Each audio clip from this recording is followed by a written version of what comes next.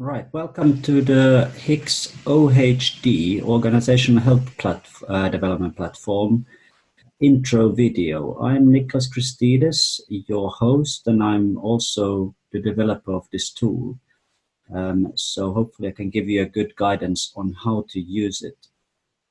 Just briefly, again, so that you understand the principle of OHD. So we have a tool that's designed for risk management and also mapping the efficiency sustainability in organizations.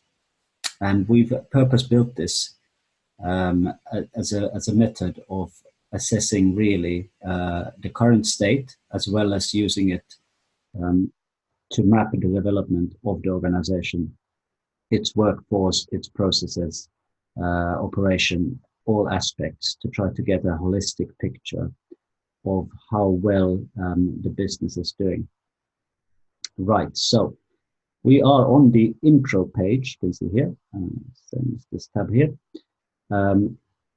First of all, you have a little brief about OHD on the website. You can read more, www.mydvg.eu/HICCS. And that's also where you download the tool, but you probably have that if you are watching this video. Right, the first thing that we ask you to do is to print out the guide sheet, and really recommend printing it because it is a bit difficult to follow if you have to jump back into this intro page. So the guide sheet is here, you can see it. So you do have it and you do have access to it or from this view as well if you don't want to print it, but we do recommend it. So how do you print? You just go to File and to Print, and you can see you've got it available there. Obviously press print, you have a 2-page document that you will then be printing a version of. What this document gives you is a breakdown of the steps of the tool. So the 1, 2, 3, 4, 5, 6, and 7, which are also explained here. It gives you a breakdown of the high-level functions, the naming definitions of each thing. So it's easier for you also as you complete the assessment to stay more on track and clear about which section you are completing. It tells you about some of the important information like the impact factoring. So let me just quickly explain that. We use a factoring scale. So the assessment is done on a low level, and then the final kind of analysis is on a high level. So we're using kind of bottom up technique to actually create the view of the business health. So in the impact factoring means that depending on what you score or what parameters you set for yourself, you are either low, medium, high, very high, and there is a factoring score of each, which means that we also increase the impact of the particular score. And this gives us a different viewpoint. So you can still access the traditional view where everything is measured without the factoring, but actually to get a real useful picture, you want to focus on especially on the very high and high impact areas first, because if you correct them, then you have more chances of improving your business health. But everything in the end also obviously needs to be looked at. Right, so that's the factoring. Then we have some guidance here as well about and some information about how if you are looking at doing this at the corporate level or multi-team level, we can give you wider analytics than this tool does. So this is now a single unit design, this version that is free to use. Right, and then you have the high-level breakdown sheet, which gives you all of the subcategories that you will be assessing. So yes, it looks like a long assessment. Yeah, the first one does take a little bit of time, but obviously when you've done your first view, all you'll be doing is correcting that view. So you don't essentially rescore the whole document each time unless you want to, of course. Right, so here we are back in the tool. So let's go then. The first thing to note is that you always start from the brain, and the brain is called the brain because this is where we set up all of the parameters for the tool. Right, so the whole risk management is based on asking questions about how the business is doing. So in the brain, you set up these questions. Obviously, we have created all of these questions for you so that you wouldn't have to start from scratch, but we also leave some ability to define your own questions. And as you can see, these are then the categorizations of each of the areas that you will be assessing. So like you can see, we are doing the EIS, Executive Intelligence Strategy. And in that you have EIS governance, business DNA formulation, and so on, risk framework design and implementation. And against each you have questions, right? These questions you then score, but the brain is set up so that you can actually optimize the setup for your business or for whatever organization or impact that you are assessing. And in here, you can make changes in terms of what you want to see. So you can include, exclude things if you don't think that they're relevant to your business in terms of the preset questions. And again, you can type some new questions into here, and so on, and set them as part to be part of your assessment. So it in that sense, the tool helps you also tailor for your industry. But anyway, so you can then also assess what you believe is the impact of things. And this is where we again are in that factoring scoring. So whatever you choose will also then be giving you that factor score. So your business dynamics are set in this brain, so to say. As a trigger, you can give yourself some intervals on when you think that it's worth you should be assessing things.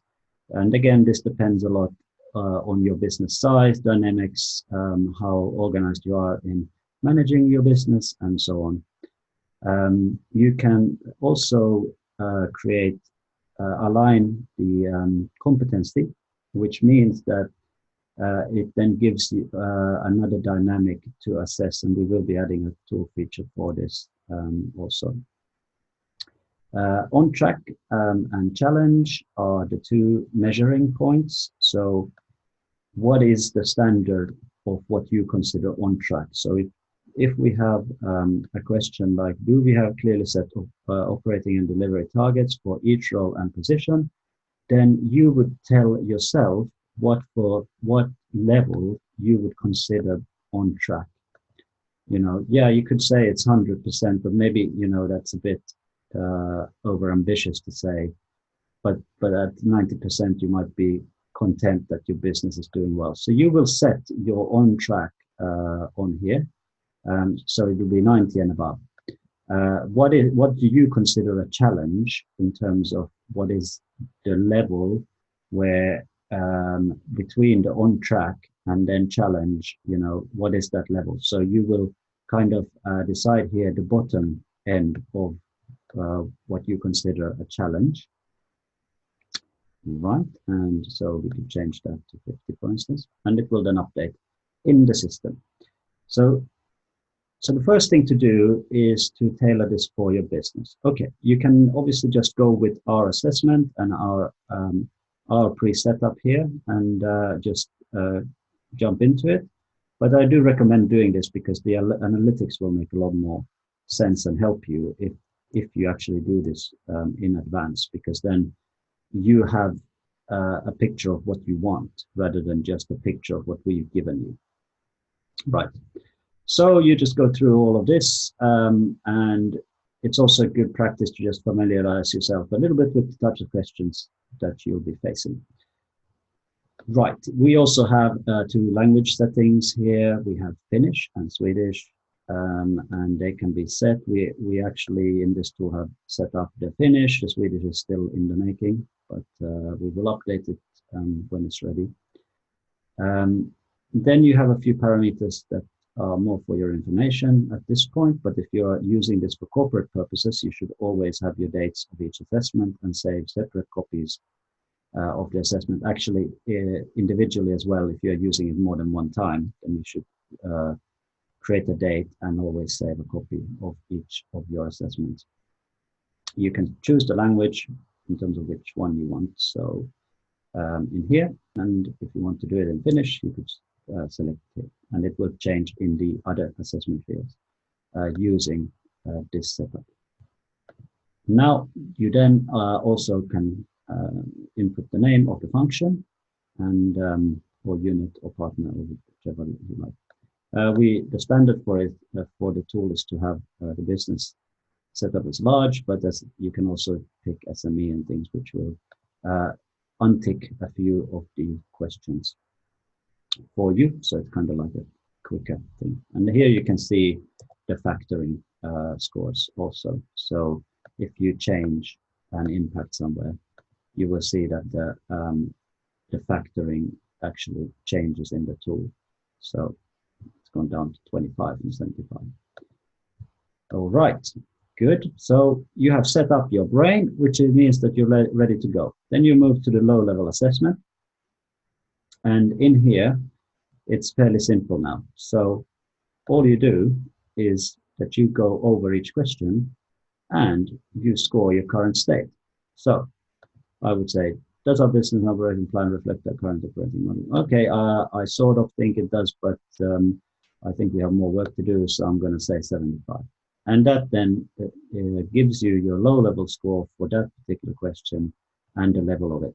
So, and it's going to be challenge, on track, challenge, or then concern. So as you saw when you set up, it's the 90%, 60%, and then everything under 60%. So that's how the tool works.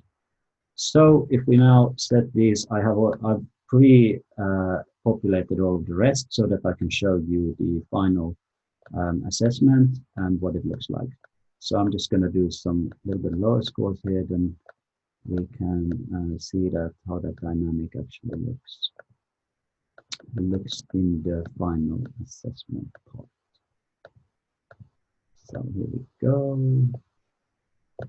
Right, and like you can see, we have some fields over here, commentary field, and then CAW, which is change and waste management. So it's really important you manage your level. So if something is not on track here, you really need to make sure you have a change in waste management, because how could you otherwise turn things around if you don't work on them? And the change in waste management is made here so that we can actually track that development. So obviously, as something starts, you could say, okay, we're 15%, we have some basics, but and then you can track it with the commentary how things are progressing. Commentary field is just more of a notes field on any of this current status on the low level. And then there will be, we are adding currently more links and things to the training, and which HICCS tools we'll be recommending for you as well if you want to manage the change and try to turn around and make your business more sustainable and efficient. There is also the low-level factoring. You can view here what it's doing so that you understand. So it's kind of doing a calculation. So we can see the factoring score in the actual analysis. Right, here we go then. We've completed the low level, we move to the high level. Right, now, in the high level, you have another opportunity to set your standards. So the idea is to say, low level is like a team level or a unit level. High level is like a board level. So a board may look at the world differently to what a team level does. And the idea is that the board can decide its own, you know, almost like KPI level of what they want to, how they want the organization to perform. So in here, you can make changes also to the levels that you expect. So, you know, on track could be 75 and challenge could be 55 and so on. So the dynamics, because information is different for different levels, and that's important. Right, you don't score anything here. You know, this is the factoring score that you get from the low level rolled up into the high level. So this is now the real thing, but you can set your level of what you're expecting to say whether is it a challenge, on track, or concern. You then get a recommendation here for each of the areas, which tells you a little bit about what it may mean in terms of the status where you are. So, for instance, we have a challenge on its governance that seems room for improvement, leadership potentially not fully united or capable of understanding and structuring the wider business and its core components, including strategy. Right, so that's your recommendation to help you figure out what to do. Now, so if the score was 59, say the score, your standard was 55, then this would be on track and the recommendation changes. So now it says strong performance, shows that the business is structured and well organized with effective engaged leadership. Focus should be on continuous development. So it's kind of giving you triggers based on what the status is. Now that's for you to consider how you use it. These are only triggers. So obviously, you know, all businesses are different. So you need to think about what it means to you and use things like commentary field to track it. Now, you also have the number of change and waste management concerns and what the percentage of actually managing them. And these will only go green at 100% because you have to complete the change to see something turn around. You can choose the impact on this level, and this is then the high level factoring again, which is slightly, it's a different factoring to the low level, but very important to do this because you will see different dynamics and depending on how you view the thing. And again, we have set up the standard view, which we then hope you adapt to what you need.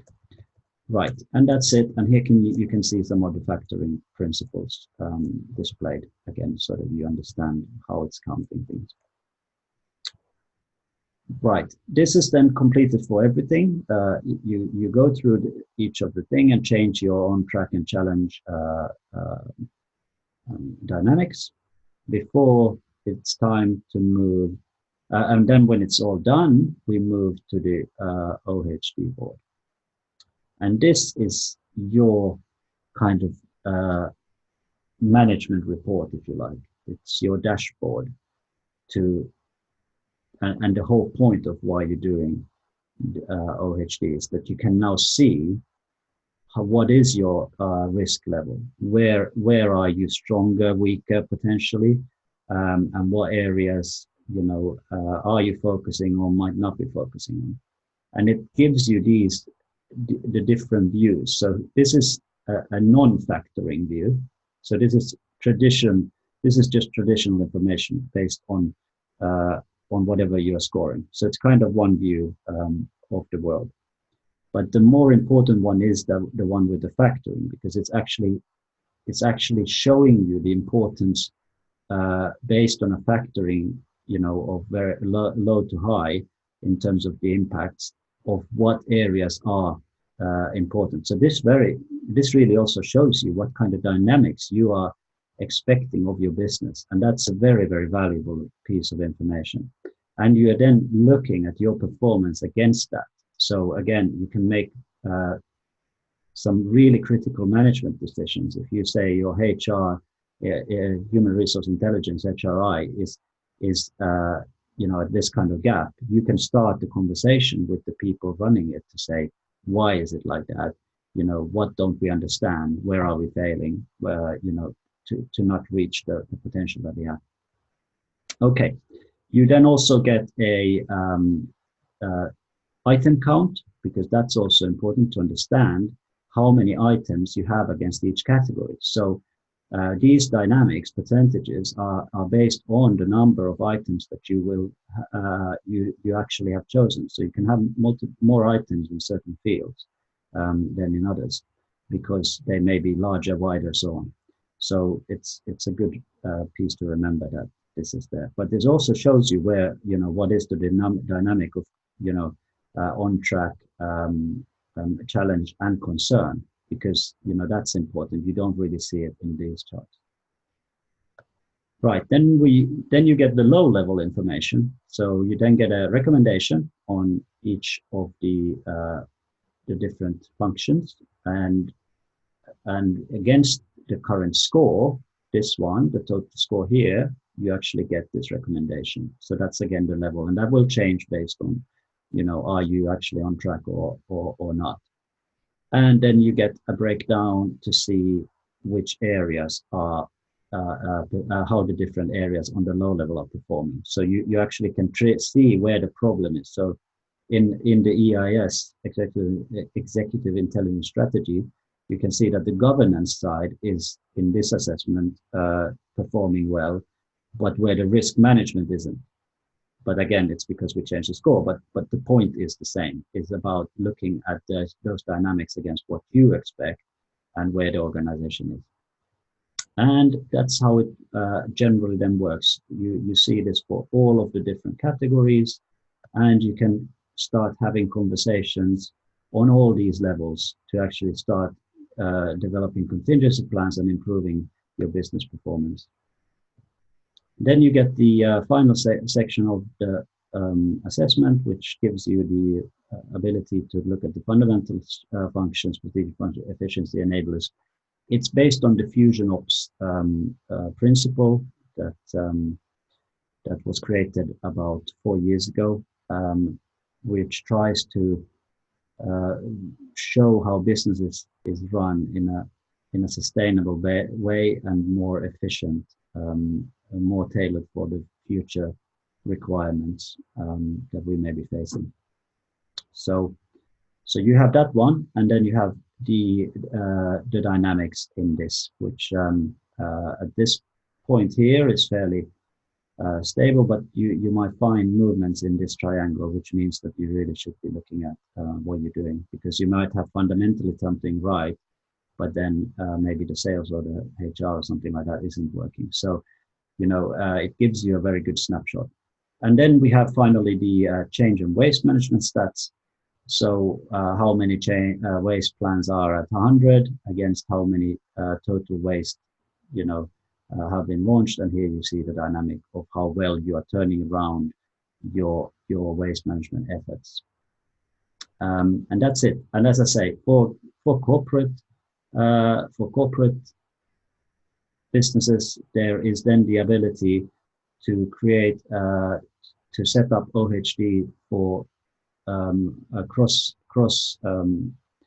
company, and what we can do is we can extract information and create a high level dynamic of OHD. And this is a good way of, for instance, measuring leadership capability, which teams are performing stronger than others. It is a great way of rolling up all of the KPI information you need in a very simple and sustainable, and the most important thing, reliable way, because this tool is set up as standards. So people can't really, they can you can change some of the triggers in the brain, but still the idea is that if you stay standardized, the information as it's bottom up on the top, it will still be very reliable and really tell you a great picture. And then you can track back down to go to those areas that maybe need the most attention. Right, so that's it. Hopefully you found it useful, and any questions you have, you can always email us and we will try to get back to you and give you some more advice on how to use the tool. Thanks very much.